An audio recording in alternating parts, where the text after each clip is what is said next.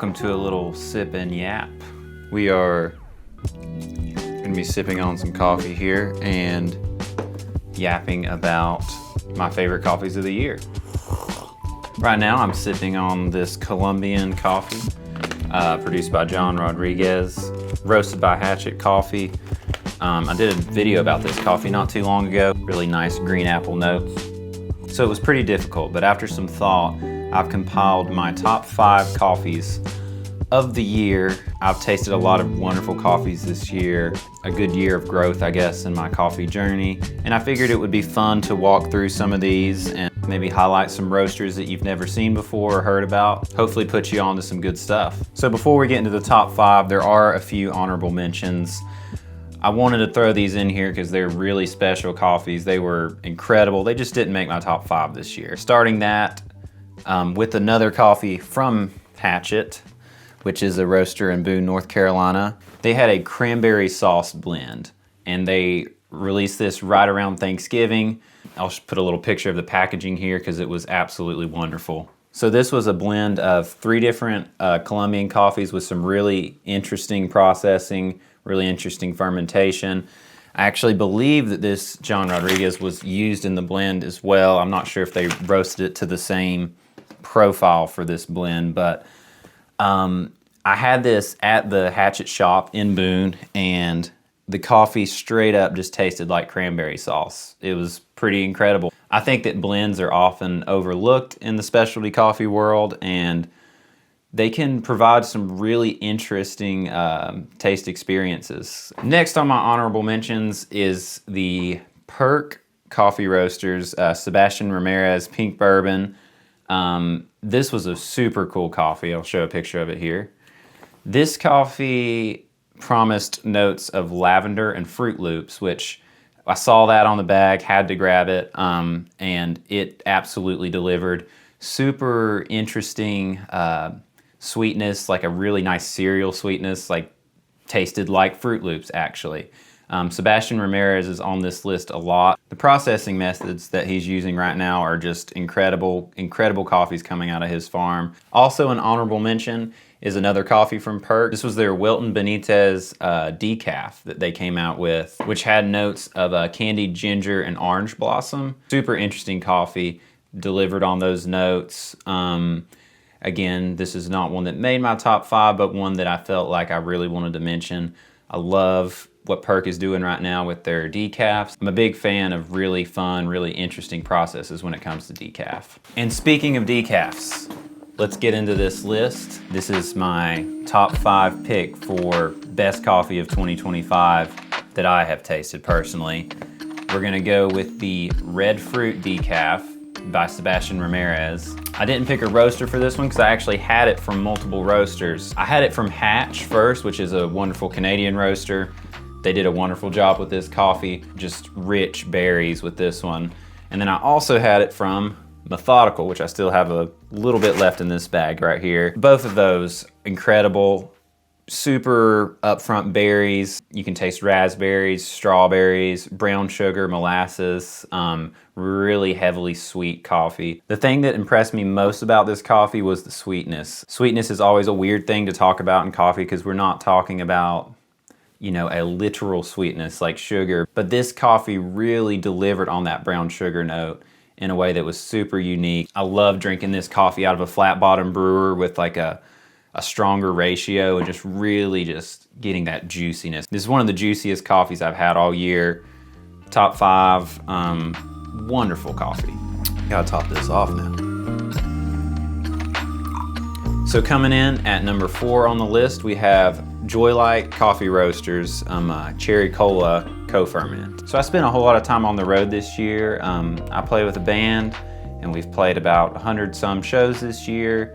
Spent a lot of time in random towns, and one of my favorite things about the road is trying coffee. It's kind of what keeps me sane, is going to little coffee shops and experiencing the little pockets of specialty coffee culture all across the country. One day we were driving across Kansas and stopped in Wichita and found this little shop called Circle Coffee.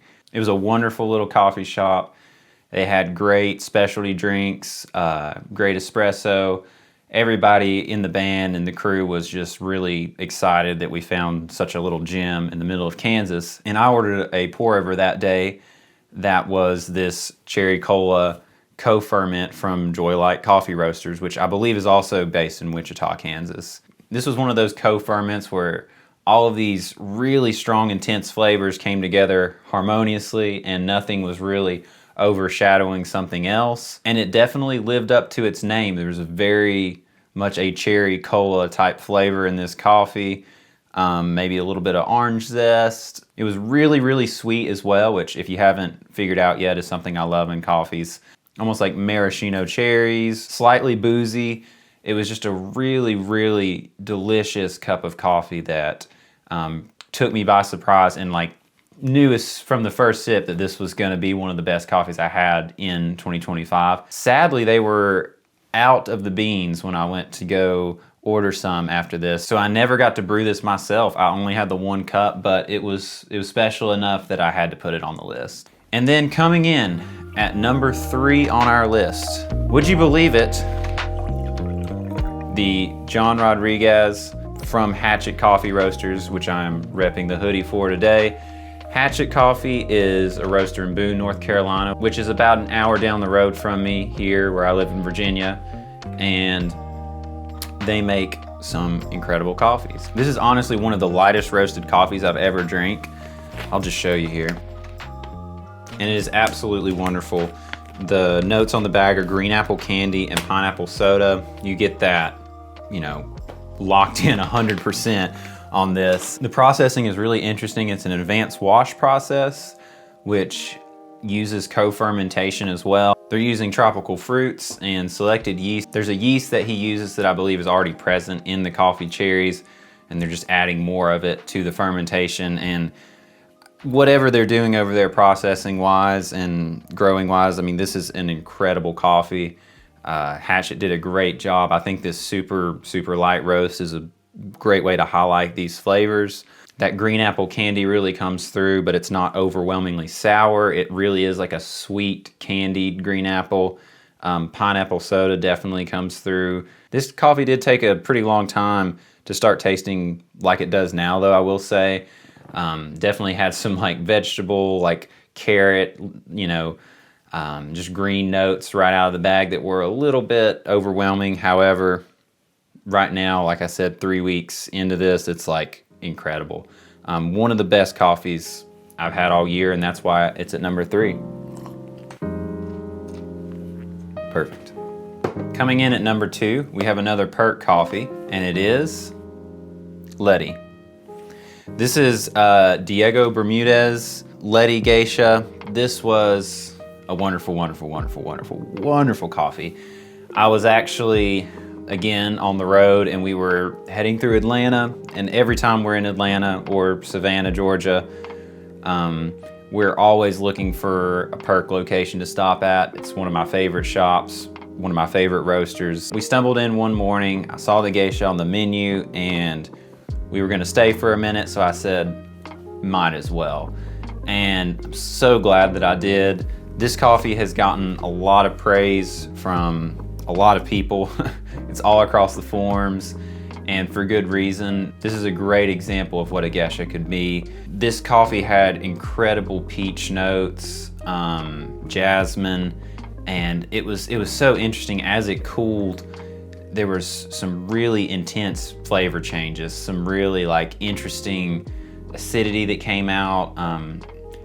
I'm struggling to remember, the exact notes, but this was a coffee that I drank, over the course of like an hour. And I actually believe that this was the first Geisha that I've ever drank. I usually see those prices and I kind of think, well, this over here looks pretty good as well, so I'll, maybe go for something that's a slightly cheaper. But I was so glad that I went with this coffee. It was a really, really eye-opening experience to see what coffee can be. This coffee underwent a double anaerobic fermentation with some specific yeast strains. It was really well done, though. It didn't taste like super funky. It was still very, very clean, very sweet.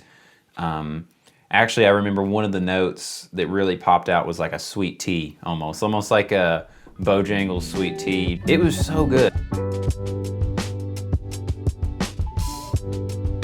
All right, and then coming in at number 1, this was a really tough spot to pick. I almost put Lety at number 1 because it was such an incredible coffee, but there was one coffee that just blew my mind in a way that I didn't see coming, and maybe that's why I'm putting it so high, and also reframed the way I thought about processing in coffee, and that is the Red Fruits by Sebastian Ramirez. In this case, it was roasted by King's Arms Coffee. So before trying this coffee, I had some interesting opinions on co-fermentation.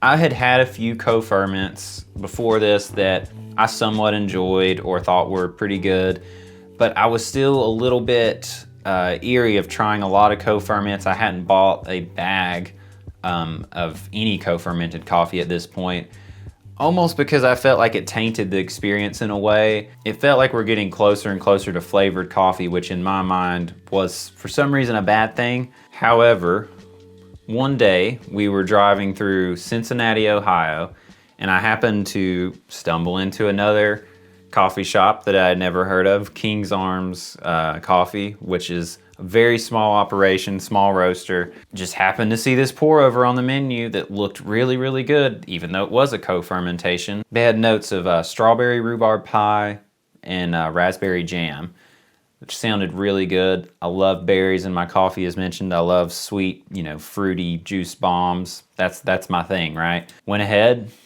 ordered it. I got this coffee to go, and I don't even think I took a sip until I got to the van. Took that first sip and was immediately hit with the most intense strawberries and raspberries and just berry aroma and berry flavor and sweetness, just overwhelming my palate in a way that was really wonderful. From that moment on, I was hooked. I think back to the first blueberry bomb natural Ethiopian that I had that kind of started my coffee journey, which maybe I'll talk about another time.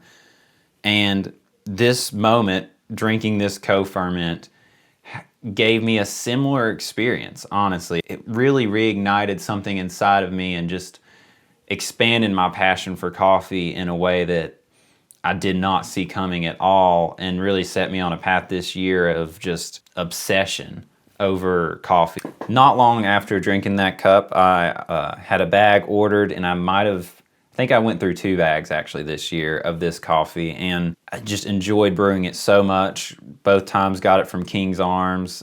They did a great job roasting this. It was just the biggest fruit bomb. Sometimes you just find coffees like this that just fit your palate and what you like. My number 2 coffee, Lety, was a much more expensive, much harder to access experience. But this just shows you at the end of the day, everyone's palate is so different, and this just did it for me. It really impressed me and was a coffee that I could just go back to. As you can see on this list, I love this coffee so much that I even got the decaf versions of this as well. So I drink more of this coffee this year than any other coffee. I love it. I'm probably gonna get another bag soon. Drop your favorite roaster of red fruits and I might try something new. Also, a big shout out to whoever brewed the coffee that day in King's Arms in Cincinnati, because I spent a lot of time with this coffee, brewed a lot of cups that I really enjoyed, but I never quite got the experience that I got on that first cup that day, just in the van in my little plastic to-go cup. Maybe it was just a perfect storm of how I felt that morning. Maybe it was their water. Maybe when I wasn't looking, he muddled some strawberries in the coffee bed. I don't know. It was so wonderful though, and it really made me rethink how I look at coffee processing. And now I really think of coffee processing as a artistic expression rather than just a necessity to get, more coffee in my cup. I think everything from the growing to the processing to the roasting to how we brew it, every step of that process is artistic expression, and it's so incredible that the farmers, producers, processors, the roaster, and then finally me brewing the cup or someone brewing the cup in a cafe are all part of this process that leads to this final experience. And there's not much like that in our world. And it's just this beautiful harmony of people who love coffee and care about it, and we get to enjoy it. So hopefully one thing you take away from this list is try small local roasters. You might be very surprised. A lot of times if you're reading on r/pour over like I am a whole lot, it just becomes an echo chamber of the same 7 roasters. And while those roasters are mentioned for good reason, you know, I've had several Perc coffees on here because I love Perc. There are so many great local roasters that are doing incredible things, that are sourcing incredible coffees and roasting them in really wonderful, unique ways. I would not have found my favorite coffee of the year had I not walked into this small operation in Cincinnati, Ohio, and ordered this pour over that looked absolutely delicious. And I also wouldn't have discovered this wonderful cherry cola co-ferment that made my list at number 4 had I not stumbled into a coffee shop in Wichita, Kansas that I'd never heard of, and discovered Joylight coffee roasters, which I plan to order more coffee from in the future. There's so much out there, and I can say that going into 2026, I've already had some coffees that would take the number 1 spot on this list, which is really exciting, and I'll talk about another time. All right, and one final point that I almost forgot as I'm finishing up here. One of my goals for 2026 is to expand my coffee buying to some different countries and some different regions. Almost all these coffees, if not all of them, I'll have to look at the list, I think all of them are from Colombia. And Colombia is killing it right now. The processing methods that are coming out of Colombia just make it really hard for roasters to not buy Colombian coffee. If you can market coffee that tastes like Fruit Loops or Starburst or Jolly Ranchers, it's like, of course you're gonna roast those coffees because the processing lends to these incredible, unique flavors. However, I want to find some wonderful African coffees. I want to find some wonderful Asian coffees. I want to try, you know, some more washed coffees, more naturals. So drop some recs for that. Back in the early days of my journey, I was drinking lots of washed, natural, and even honey processed Ethiopians.